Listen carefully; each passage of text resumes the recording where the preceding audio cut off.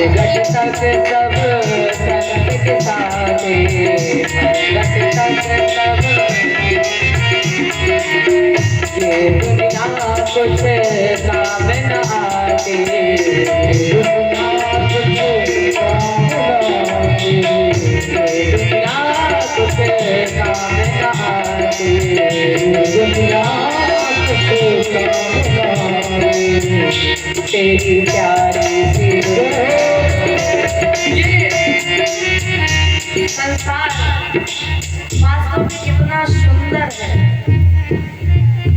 यहाँ पर हर एक फूल खिला हुआ है, हर एक रंग का फूल। अरे जरा देखिए चारों तरफ, ऐसा कोई रंग नहीं है जो यहाँ पर मौजूद ना हो, सब है। लेकिन जब अंत समय आएगा तो क्या होगा? तेरी प्यारी सी दुनिया छुड़ाई जाएगी, तेरी प्यारी सी दुनिया तेरी प्यारी सी दुनिया छुड़ाई जाएगी, तेरी प्यारी सी दुनिया सबसे अंतिम चदरिया उड़ाई जाएगी, सबसे अंतिम चदरिया तेरी कंचन सी चदरिया, तेरी कंचन सी चदरिया जलाई जाएगी, तेरी कंचन सी चदरिया, तेरी कंचन सी चदरिया।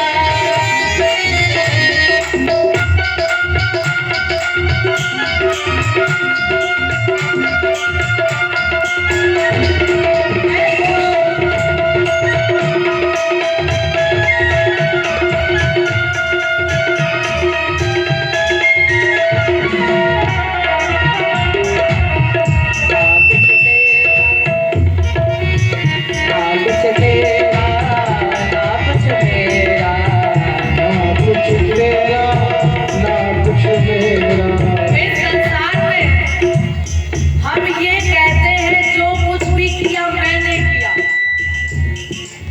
मैं, यही सबसे बड़ा अभिमान है। मैं क्या हूँ तुम? इस संसार में जो कुछ भी है वो सब उसका है, जो कुछ भी दिया हुआ है उसका है। फिर क्यों करते हो? मैंने किया, भागवत मैंने की, भागवत मैंने कराई, ये सब मोह माया है, मैं कुछ होता ही नहीं। अच्छा आप बताइए, अगर वो चाहे तो एक क्षण नहीं लग सकता है कि कब मेरी आवाज, क्या भरोसा?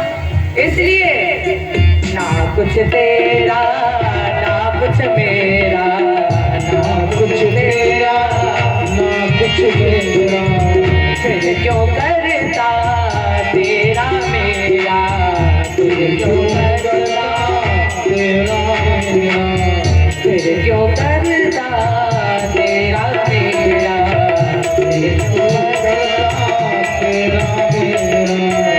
तेरी वैसी ही लगनी, तेरी वैसी ही लगनी बसाई जाएगी, तेरी वैसी ही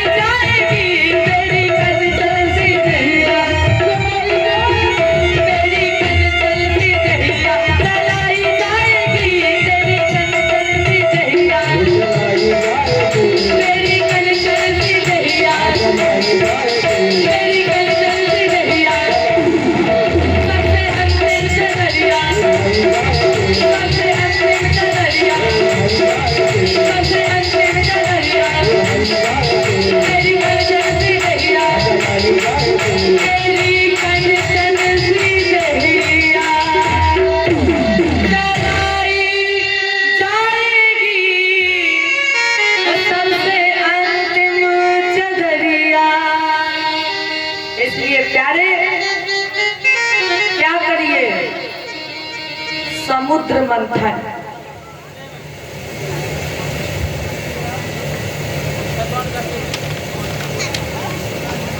छठवें मनु हुए छापुरुष और छापुरुष मनंतर में भगवान ने बैराज की पत्नी शंभूति से अजित रूप धारण किया और अजित रूप धारण करके समुद्र मंथन कराया। राजा परीक्षित ने कहा, महाराज जी, यथा भगवता ब्रह्मण मथिता क्षीर सागरा। भगवान ने अजित रूप धारण करके समुद्र मंथन क्यों कराया? सूत जी ने कहा, राजर्षि, एक बार देवासुर श्रृंगार हुआ, इंद्र को दुर्वासा जी का श्राप लगा हुआ था। राजेंद्र, एक बार दुर्वासा जी पुष्प माला लिए हुए जा रहे थे, उधर से इंद्र आ रहे थे। दुर्वासा जी ने सोचा कि क्यों न ये पुष्प माला हम इंद्र को पहना दें। तो दुर्वासा जी ने वो माला इंद्र के गले में डाल दी। इंद्र ने माला हाथी के गले में डाल दी और हाथी ने वो माला उतार के जमीन में और उसके ऊपर पैर रख दिया। दुर्वासा जी ने कहा, अरे मैंने कितने प्रेम से तुझे माल्यार्पण किया और तुमने मेरे देखते ही देखते मेरे प्रेम का, मेरे सादर सम्मान का अनादर कर दिया। इसलिए जाओ, मैं तुझे श्राप देता हूँ कि तुम श्रीहीन हो जाओ। और दुर्वासा जी के इसी श्रापवश देवासुर श्रृंगार हुआ और जब इंद्र हार गए, इंद्र की पराजय हो गई, तब इन्होंने ठाकुर जी को याद किया, प्रार्थना की। अवत्रियम सत्य मुनि मध्य माध्यम अगोहाशयम निष्कलम पुदत्रयम मनोद्रयानम वचसानिरूतम ममामहे देव वरम वरणम।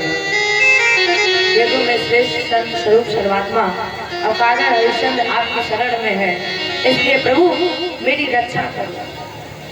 देखो, परमात्मा बगैर वाणी के भी बोलता है, इसलिए आकाशवाणी हुई, हे ब्रह्मा, हे देवता, हे शंकर, मैं जो कह रहा हूं उसे सुनो। क्या करो? पहले तो आपस में मित्रता कर लो, क्योंकि जब तक द्वेष रखोगे, ईर्ष्या रखोगे, तब तक तुम्हारा कुछ होने वाला नहीं है। तो पहले आपस में मित्रता कर लो और मित्रता करने के बाद अगर कल्याण चाहते हो तो फिर क्या करो? अगर कल्याण चाहते हो तो फिर करो मंथन, और मंथन करने के लिए तुम्हें क्या करना पड़ेगा? मंथन करने के लिए तुम्हें मंदराचल पर्वत के माथानी मंथानम मंडलम कृत्वा नेत्र में गत्वा दुवाशुकी। और मथानी को घुमाने के लिए रस्सी बनाई बांसुरी की। परिणाम स्वरूप देवता और दैत्यों ने मंदराचल पर्वत को उखाड़ लिया, और जब उखाड़ करके ये लेकर चल पड़े हैं तो मंदराचल पर्वत वहीं पर जमीन पर रास्ते पर गिर गया। चूड़या नास महता भारेड़ कनिका चला। भारेड़ कनिका, कनक माने सोना। मंदराचल पर्वत सोने का बना हुआ था, लेकिन जब ये देवता दैत्य मंदराचल पर्वत को उखाड़ कर ले चले तो भार सहन नहीं कर पाए और वो मंदराचल पर्वत वहीं पर जमीन पर गिर गया। चूड़या नास, चूर चूर हो गया, लेकिन एक क्षण नहीं लगा। क्या हुआ? जिस तरह से एक बच्चा गेंद को उठाता है, उसी तरह से हमारे प्यारे प्रभु ने मंदराचल पर्वत को लिया और मंदराचल पर्वत को गरुड़ की पीठ पर रखकर समुद्र में डालकर स्थापित कर दिया। अब देवता और दैत्य पहुंचे वासुकीनाथ के पास। कहा, महाराज जी रस्सी बनवाइए। वासुकी जी ने कहा, देखो ये कार्य हमसे नहीं होगा, क्योंकि हमें पता है एक तरफ खींचेंगे देवता और एक तरफ खींचेंगे दैत्य। हमारी हड्डी पसली टूट जाएगी, इसलिए हमसे कार्य नहीं होगा। लेकिन हाँ, ये कार्य नहीं होगा, लेकिन हम एक काम कर सकते हैं। कौन सा? हम तुम्हें अमृत दे सकते हैं। देखो, लोग ये कहते हैं कि मनुष्य बहुत स्वार्थी है। सुना है कि मनुष्य सबसे ज्यादा स्वार्थी है, लेकिन एक चौपाई सिद्ध कर रही है कि मनुष्य स्वार्थी बात की श्रेणी में है। सबसे पहले स्वार्थ से कौन प्रेम करता है, सुनिएगा। स्वार्थ लागे, जिन्हें चौपाई याद होगी वो समझ गए होंगे स्वार्थ से सबसे पहले कौन प्रेम करता है। स्वार्थ लागे करे सब प्रीति, स्वार्थ लागे,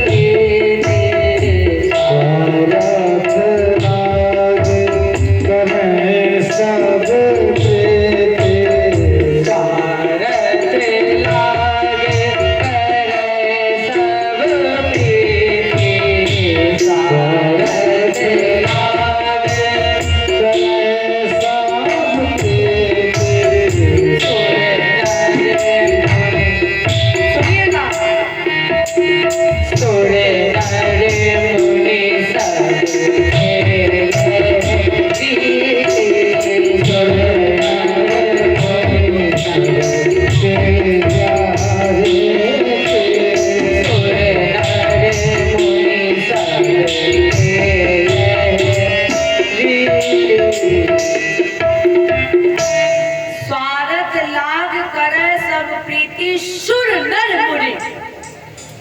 सबसे ज्यादा स्वार्थ से प्रेम कौन करता है? सुर। आया चौपाई में सुर नर मुनि। तो सबसे पहले स्वार्थ से प्रेम करते हैं सुर। सुर माने देवता, फिर नर, नर माने मनुष्य, सुर नर मुनि, सबसे अंत में आते हैं मुनि माने संत। तो वाजपेयी जी ने कहा, देखो ये कार्य हमसे नहीं होगा, लेकिन हम तुम्हें अमृत देंगे। अब प्रश्न ये उठा कि एक पूंछ की तरफ कौन रहेगा और मुख की तरफ कौन रहेगा। राजेंद्र, ये हमेशा याद रखना कि जो व्यक्ति उल्टा चलता है उसके साथ कभी सीधा मत करना, क्योंकि जितना तुम सीधा करोगे वो व्यक्ति उतना ही उल्टा चलता चला जाएगा।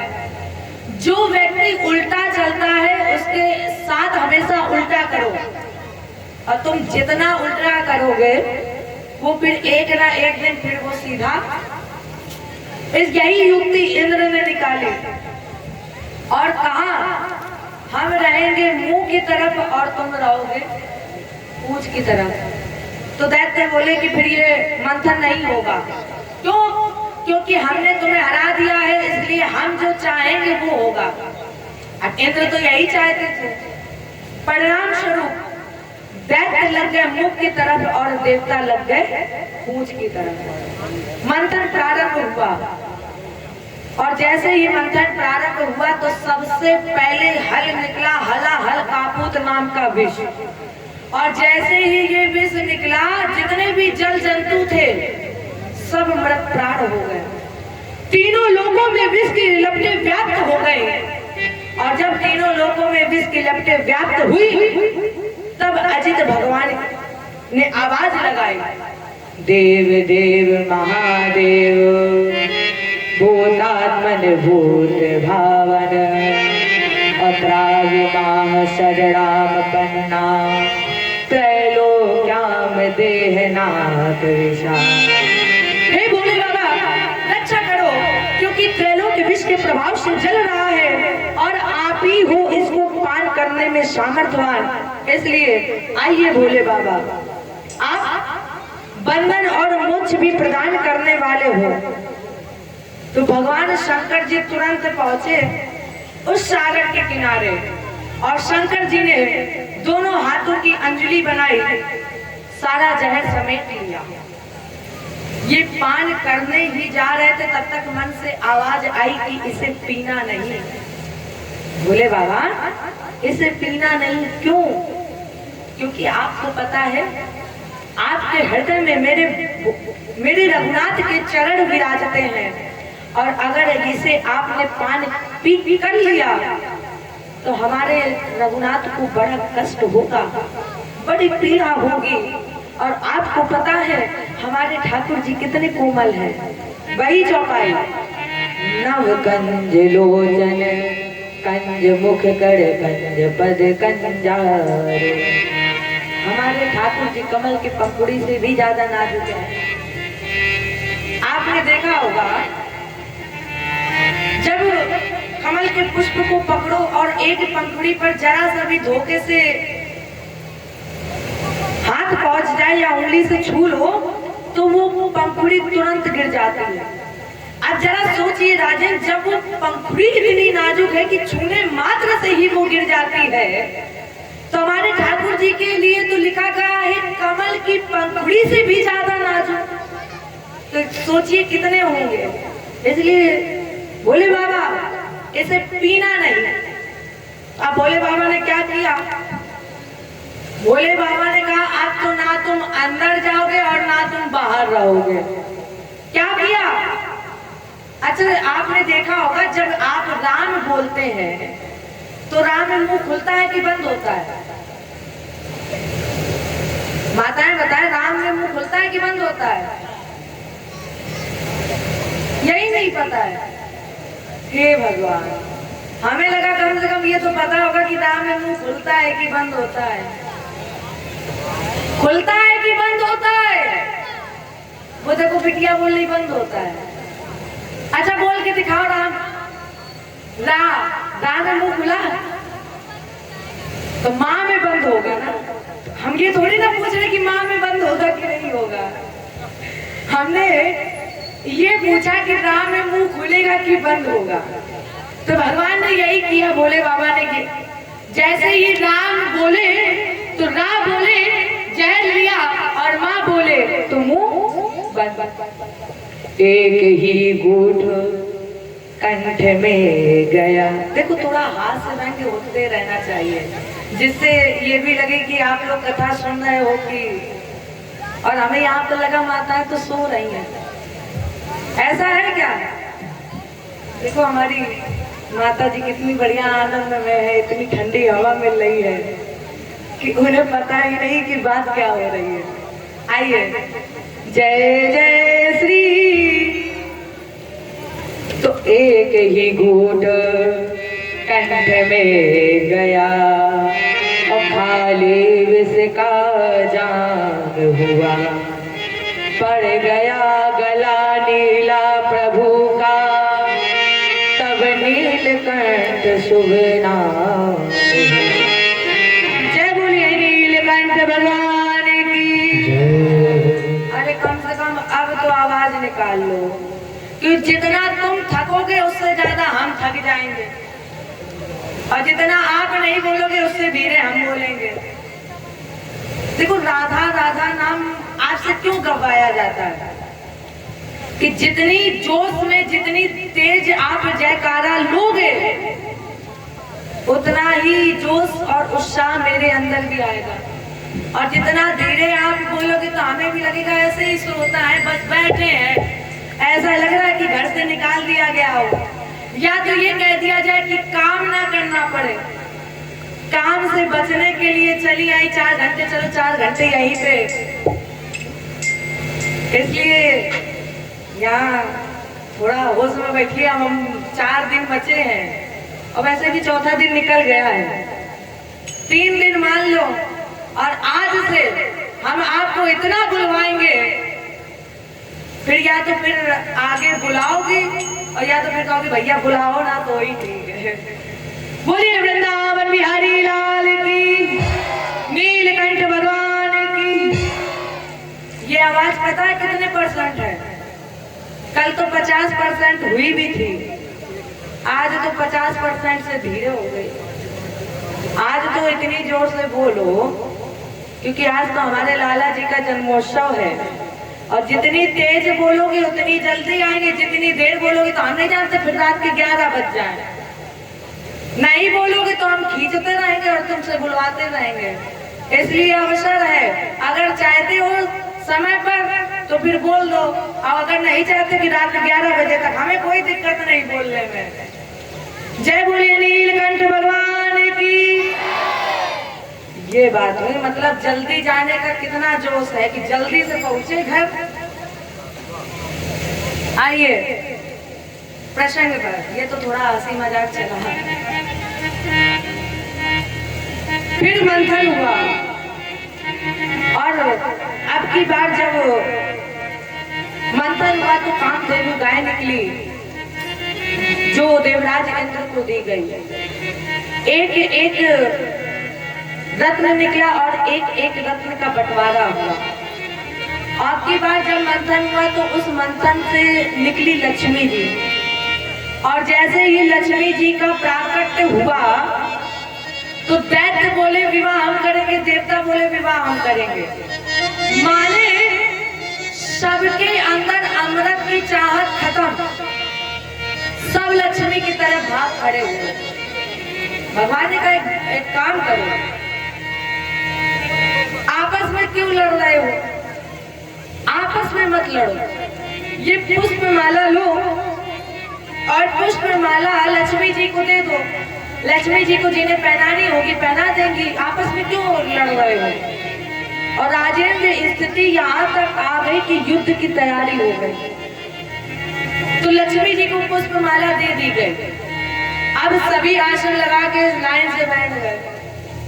सबसे पहले आसन पर बैठे थे भोलेनाथ, और जैसे ही लक्ष्मी जी भोलेनाथ के पास पहुंची, माता जी ने कहा वाह भोले बाबा आप कितने सुंदर हो, और आपकी इस सुंदरता में जो गले में नीला निशान वो आपकी सुंदरता में चार चांद लगा रहा है, इसलिए हमारा और आपका विवाह। बोले बाबा एकदम बढ़िया, हाँ अब लक्ष्मी जी हमारी है, अब किसी और की नहीं है। और जैसे ही भोले बाबा के मन में आया कि लक्ष्मी जी हमारी, लक्ष्मी जी ने कहा लेकिन। अब जहां पर लेकिन आ जाए वहां समझ लेना कुछ ना कुछ घटने वाला है। भोले बाबा ने कहा लेकिन क्या। लक्ष्मी जी ने कहा आप रहते कहां पर हो। हिमालय में रहते, ऊपर से गले में सर्प है, इसलिए हमारा तुम्हारा विवाह नहीं हो सकता। इतना कहा आगे बढ़ी। दूसरे आसन पर बैठे थे ब्रह्मा जी। लक्ष्मी जी ने कहा ब्रह्मा जी हमारा और आपका विवाह। अब ब्रह्मा जी की भी छाती चढ़ रही, अब लक्ष्मी जी हमारी है, अब कोई नहीं पा सकती। जैसे ही ब्रह्मा जी के मन में भी विचार आया कि लक्ष्मी हमारी, लक्ष्मी जी ने कहा लेकिन। ब्रह्मा जी ने कहा लेकिन क्या। लक्ष्मी जी ने कहा आपको गुस्सा बहुत जल्दी आता है। अब मान लो हमने खाना बनाया और सब्जी में जरा सा भी नमक कम हो गया और गुस्सा आ रहा, तुम तो थरिया ही फेंक दोगे, इसलिए हमारा और तुम्हारा विवाह नहीं हो सकता। इतना कहकर लक्ष्मी जी फिर आगे बढ़ी। इंद्र बैठा था। लक्ष्मी जी ने कहा कि हमारा तुम्हारा विवाह तो हो ही नहीं सकता। अर्थात राजेंद्र मेरे कहने का मतलब ये है कि जिसने जिसने लक्ष्मी जी को चाहा है उसे लक्ष्मी नहीं मिली। दैत्यराज बलि बैठा था। दैत्यराज बलि के पास पहुंची लक्ष्मी, और लक्ष्मी जी ने कहा बलि वास्तव में तुम सुंदर भी हो, बलि योग्य भी हो, दानी भी हो, धर्मात्मा भी हो, उदार भी हो, इसलिए हमारा तुम्हारा विवाह हो सकता है। और जैसे ही लक्ष्मी जी ने बलि से कहा हमारा तुम्हारा विवाह हो सकता है, बलि भी एकदम चौड़ा, अब लक्ष्मी हमारी। देखो कितने देवता कह रहे थे लक्ष्मी हमारी हमारी, किसी को नहीं मिली, अब हमारी है लक्ष्मी। और जैसे ही बलि के मन में भी विचार आया कि अब लक्ष्मी हमारी है, लक्ष्मी जी ने कहा बलि लेकिन। बलि ने कहा लक्ष्मी जी लेकिन क्या।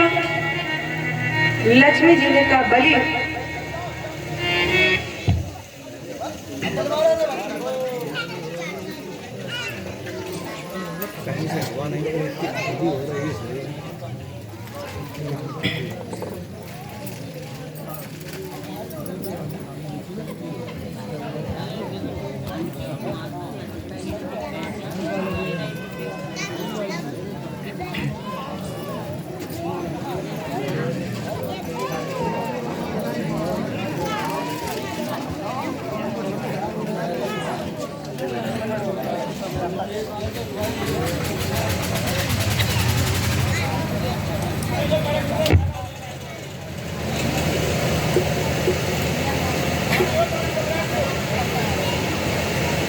लक्ष्मी जी ने कहा बलि एक कमी है।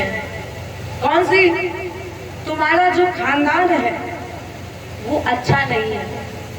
तुम्हारा जन्म दैत्य कुल में हुआ है, इसलिए हमारा तुम्हारा विवाह नहीं हो सकता। इतनी ही वार्ता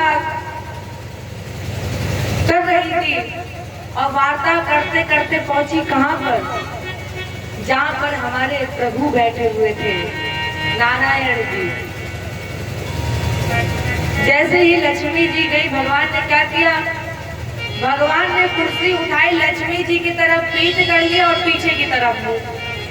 लक्ष्मी जी फिर घूमकर आगे गई, भगवान ने फिर वही किया, कुर्सी उठाई और लक्ष्मी जी की तरफ पीठ और पीछे की तरफ मुंह। लक्ष्मी जी ने कहा प्रभु स्वामी, हाँ आप मेरे पति बनने के योग्य हैं, क्योंकि ये तो मेरी तरफ देख ही नहीं रहे हैं, इसलिए आप मेरे पति बनने के योग्य हैं। और इस भरे हुए स्वयंवर में मैं आपको पति वरण करती हूँ। भगवान ने कहा लक्ष्मी जी रुक जाओ रुक जाओ, इतनी जल्दी क्या है विवाह करने की? एक तरफ का निर्णय तुमने बता दिया। लक्ष्मी, मुझे ये नहीं पता कि मैं पति बनने के योग्य हूँ या नहीं हूँ। देखो, जब लक्ष्मी जी ने सबको ठुकराया तो लक्ष्मी जी को अभिमान आ गया। लक्ष्मी जी ने अभिमान किया और कहा देखो प्रभु स्वामी, जिसने जिसने मुझे चाहा है उसने मुझे, और एक क्षण नहीं लगा भगवान ने लक्ष्मी जी का अहंकार दूर कर दिया। एक वाक्य में भगवान ने कहा लक्ष्मी, मैं ये नहीं जानता कि तुम मेरे पति बनने के योग्य हो नहीं हो, मुझे नहीं पता, लेकिन तुम मेरी पत्नी बनने के योग्य नहीं हो। एक ही वाक्य में अहंकार टूट गया। लक्ष्मी जी ने पूछा क्यों स्वामी, मैं आपकी पत्नी बनने के योग्य नहीं हूँ, क्यों? भगवान ने कहा लक्ष्मी,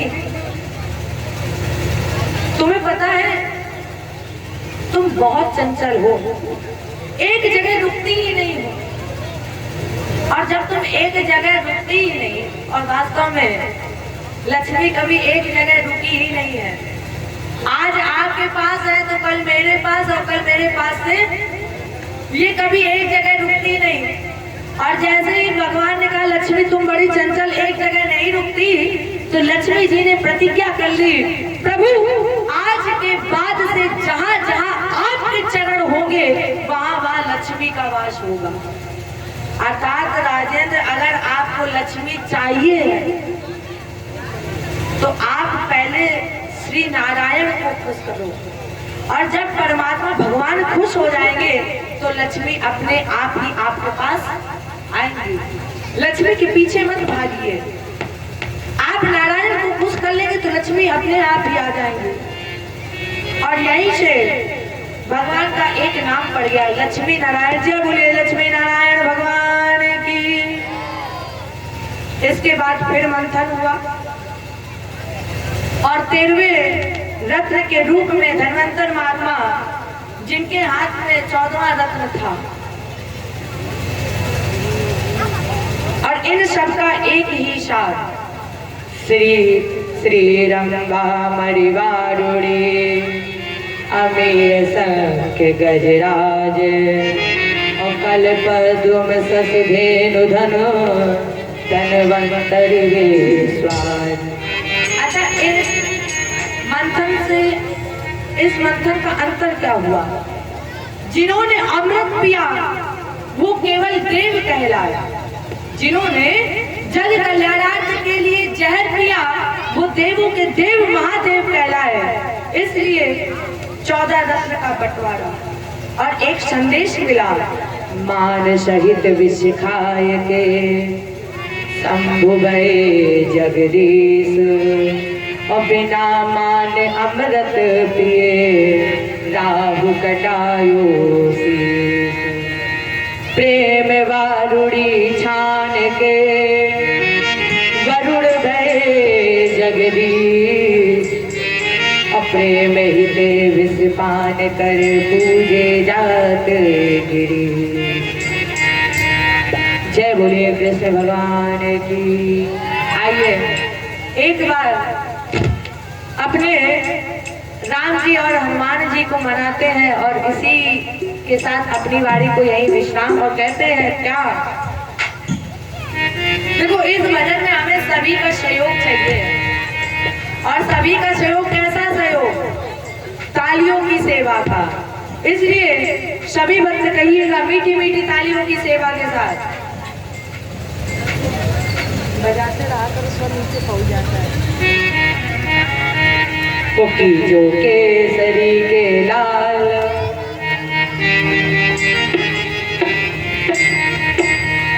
जो केसरी के लाल मेरा छोटा सा ये काम। जो केसरी के लाल मेरा छोटा सा ये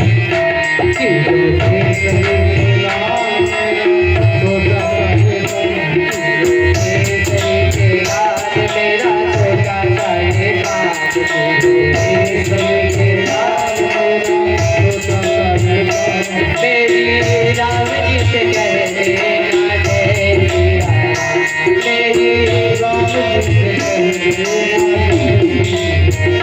मेरी राम जी से कह देना,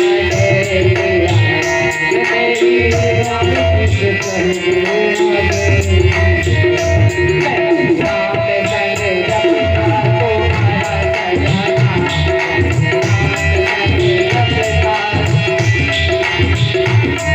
मेरी राम जी से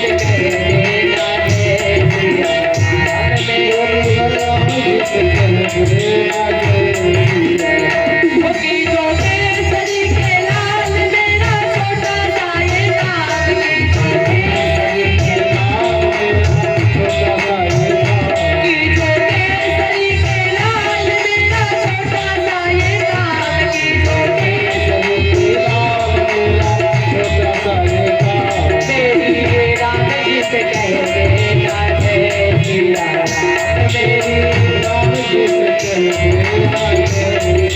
ऐसे नहीं, कैसे कहना है? मेरी राम जी से कह देना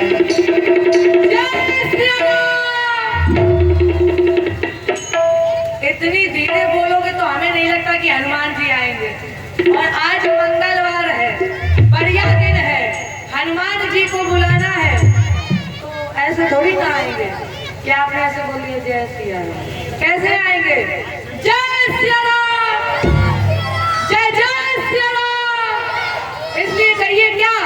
अपने राम जी से कह देना जय सिया राम। अपने राम जी से कह देना जय सिया राम। ओ की जो केसरी के लाल मेरा छोटा सा ये काम। की जो केसरी के लाल मेरा छोटा सा ये काम। ओ मेरी राम जी से कह देना जय सिया राम। मेरी राम जी से कह देना जय सिया राम। मैं राम से जब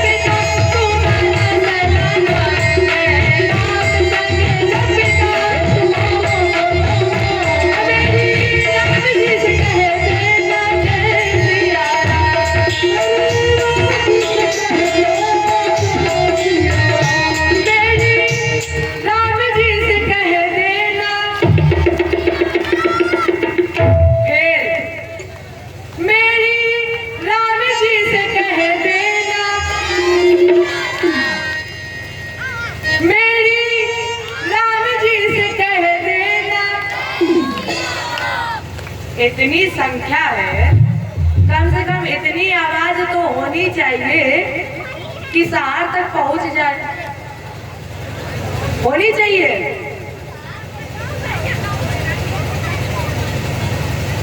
क्या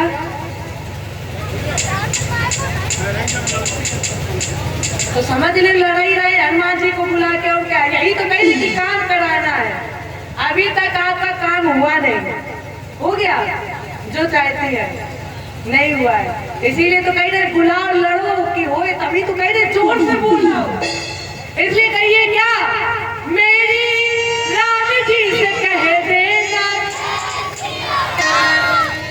अच्छा सोच रहे हैं थोड़ा कंपटीशन हो जाए, होना चाहिए आज। अब हमारी बिरादरी वालों में देखते हैं कितना दम है, और पुरुषों में देखते हैं कितना दम है। पहले हमारी बिरादरी वाले लोग, भैया नाक बचाए रखना, काटना नहीं, हमें तो जाना है, तुम्हारी कटेगी, हमें क्या है। इसलिए कहिए, मेरी राम जी से कह देना, मेरी राम जी से कह देना। हमारी पार्टी जोड़ रहा है। मतलब इतनी संख्या होने के बाद भी, अरे काहे कटा रही हो, बचाए ले हो, और जब तक बचेगी नहीं तब तक हम कहलवाते रहेंगे। मेरी राम जी से कह देना, मेरी राम जी से कह देना। दोनों बेजोड़ हैं। नहीं, हमारी पार्टी जोड़ रहा है। हम क्या कहते, हमारी पार्टी है बढ़िया है, इसलिए दोनों हाथ उठाइए और मीठी मीठी तालियों की सेवा चाहते हैं। मेरी राम जी से कह देना, जय सिया राम, राम जी से कह देना, मेरे राम संगे लपटा तू आना जाना, मेरे राम संगे लपटा तू आना, केसरी के लाल मेरा चढ़ना चाहिए।